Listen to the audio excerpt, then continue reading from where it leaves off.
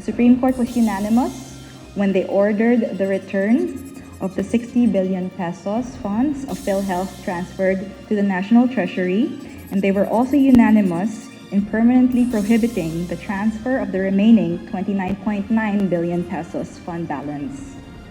Sumang-ayon ang lahat ng mga mahistrado ng Korte Suprema na dapat ibalik sa Philippine Health Insurance Corporation o PhilHealth ang 60 billion pesos na kinuha ng gobyerno at inilipat sa National Treasury. Permanente na ring pinagbabawalan ang gobyerno, partikular ang Department of Finance, na ilipat ang natitirang 29.9 billion na fund balance ng state insurer. Mayorya ng mga maestrado ay sumang-ayon na unconstitutional o labag sa saligang batas ang utos na ilipat ang kabuuang 89.9 billion pesos na pondo ng PhilHealth. Kaya pinawalang bisa din ang Special Provision 1D Chapter 43 ng 2024 General Appropriations Act o 2024 GAA at ang Department of Finance Circular No. 003/2024. Ayon sa Korte Suprema, isang rider o isang probisyon na isiningit lamang sa 2024 GAA ang naturang probisyon at wala naman talagang kinalaman sa national budget. Hindi rin malinaw ang isiningit na probisyon dahil gumamit ito ng terminong fund balance na hindi naman nakasaad o ipinaliwanag sa 2024 GAA.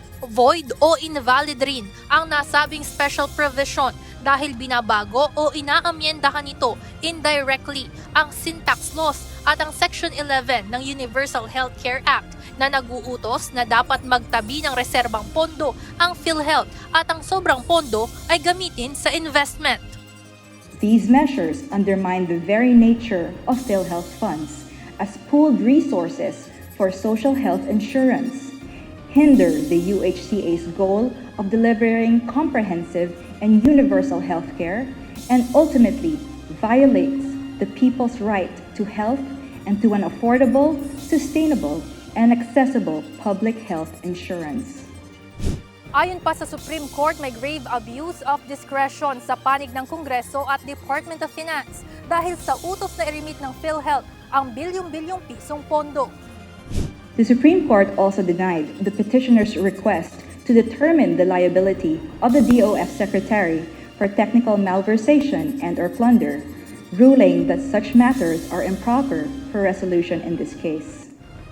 Pero paglilinaw ng Korte Suprema, hindi naman ito otomatikong nangangahulugan na mayroon ng pananagutang kriminal si dating Finance Secretary at ngayon Executive Secretary Ralph Recto.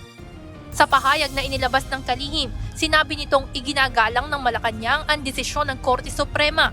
Iginiit rin ito na inilipat lamang ang pondo alinsunod sa mandato ng Kongreso at pahintulot ng mga legal agency ng gobyerno.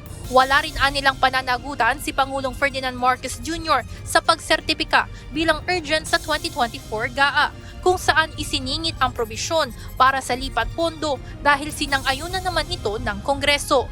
Hindi naman anila labag sa saligang batas na sumulat noon ang Pangulo kay dating House Speaker Martin Romualdez upang pabilisin ang proseso sa pagpasa ng panukalang budget ng gobyerno. Nagpasalamat naman ang health advocate na si Tony Leachon sa Korte Suprema sa naging desisyon nito sa kaso at sa mga petitioner na buong paninindigang ipinaglaban ang kasong ito para ipagtanggol ang pangakong health for all.